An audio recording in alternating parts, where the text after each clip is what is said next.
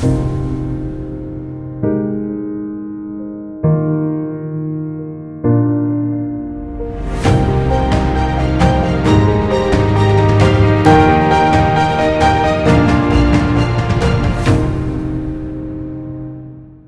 whiskey lovers, and welcome to another one of Mark's Whiskey Ramblings. Today I would like to talk to you about Nikka Coffey whiskey.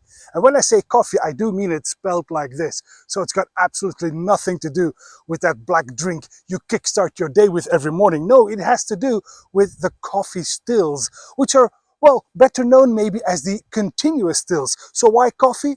Because it was a Scottish invention perfected by an Irishman, exciseman turned distiller, Angus Coffey. So it's those continuous stills that are very much used today to create grain whiskey for blends. But at Nikka Company in Japan, they use this as well. Nikka not only creates whiskey, but they even create gin and vodka with those continuous stills, those coffee stills. But we will be talking about their whiskey, these two, the Nikka Coffey Grain and Nikka Coffey Malt. Now, I'm going to try them head to head, right? And I will start with the Nikka Coffey Grain. The Nikka Coffey Grain, as the name suggests, is a grain whiskey. And the Nikka Coffey Malt next to it, what? Oh yeah, it's actually a good question. Why did I bring a Ben Nevis tasting glass? Why would I bring a Scottish whiskey tasting glass to a Japanese whiskey tasting? Well, in fact, I'll have you know that the coffee stills that you can find at Nikka, at their Yoichi, or Yoichi, I should say, distillery, is actually imported from Ben Nevis. Ben Nevis discontinued using them, and Nikka imported them to their distillery, right? So that's why I brought this PD glass with me.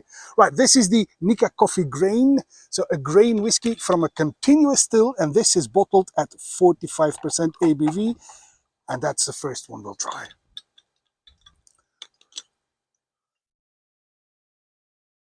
A light golden color. That doesn't really mean much. This is a grain whiskey. Let's find out if this is in a good 45% ABV on the nose.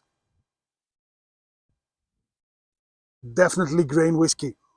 I get these hues that you often have with grain whiskey, which means you get these glue notes, wood glue. But in this case, I also get some granola. This actually reminds me more of a bourbon, to be honest, than a Japanese grain whiskey. It's pleasant enough, though, on the palate.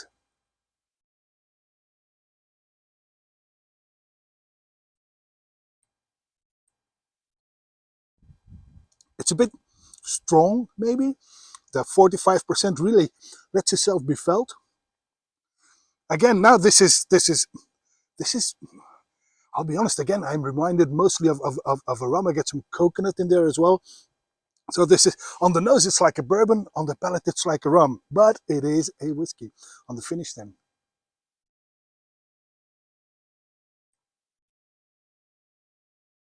Not too long. A bit sharp.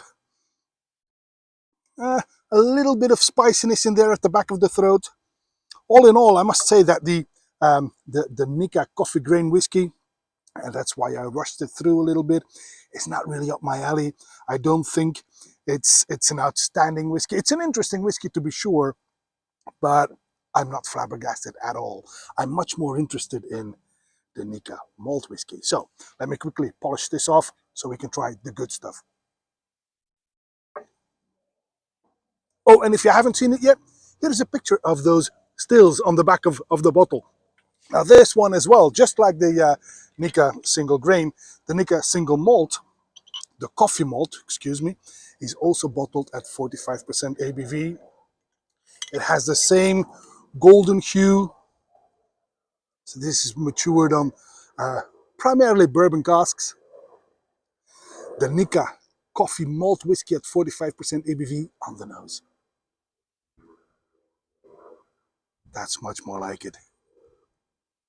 I get some sweet malt, a bit of zestiness from lime, juicy pears, and that is all followed by some notes of some white bread maybe, a handful of hazelnuts. This is much more complex than the grain whiskey. And I can hear you thinking, well, that's a no-brainer, but still, especially when you taste them head to head, you find out that this Nikka single grain is much more complex, has a lot more depth to it. I even get some vanilla and pastry in there. Quite lovely on the palate.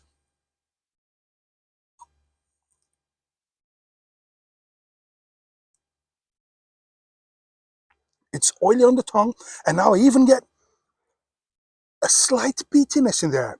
So perhaps there is some peated malt in there as well, unless they used ex-Isla casks to mature it, but I don't think so. It has a slight peatiness in there. Now, there's also spiciness in there. I think pepper, some licorice. The fruit is again of the citrus family. I get some lime, some lemons maybe, and some yellow plums also appear at the back of the throat. This is quite lovely. They make this beautiful fruity appearance, again making this a lot more interesting than their grain whiskey. And now I even get a hint of coffee, and I don't mean in this case Coffey Stills. I do mean that black slur you get every morning to kickstart your day. There is a hint of coffee in there, right on the finish.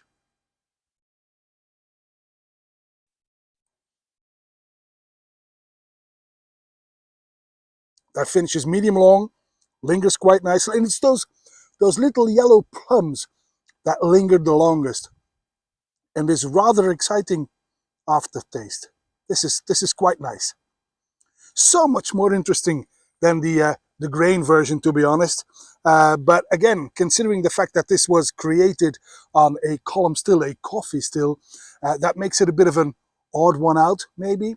But this is, do you remember that Nikka used to have this Nikka Malt? Well, I guess it's fair to say that this is the reincarnation of that rather popular whiskey, with the difference that the Nikka Malt was always very, very sweet, very caramelly, while this one is much more nuanced, much more layered, and has this lovely and interesting peatiness to it. Well, that's all for this Whiskey Rambling, and this one is definitely my favorite. I hope to see you again at one of Mark's Whiskey Ramblings real soon, and until then, sayonara.